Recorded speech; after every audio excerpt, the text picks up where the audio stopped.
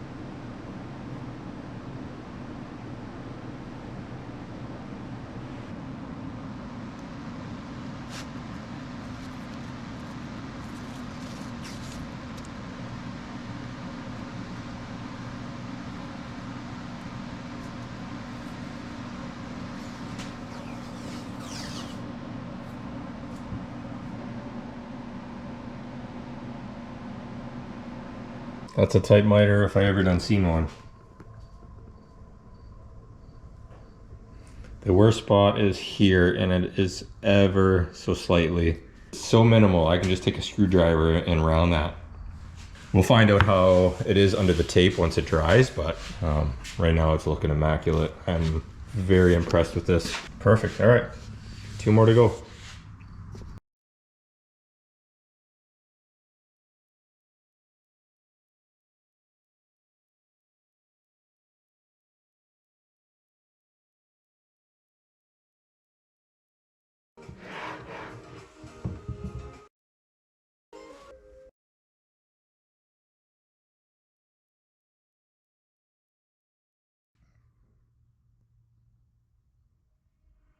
And that is a wrap on the post. Once you figure out how to do solid miters at the table saw, honestly, that's the first time I've ever used an L-fence, and that was probably the best quality miters I've ever produced. It allows for the most consistent repetition of the cut, and also dialing in your 45 degrees. So I was set just beyond 45. I went to, it was like 44.8, 44.9, just so I'm beyond. If anything, the points will be touching as opposed to the miter being open. You want to favor that side just a hair. I think that makes it a little bit easier. But anyways, yeah, those are the posts. They've turned out very great. I'm very happy with them. Hopefully you picked up something from this video, and till next time, adios.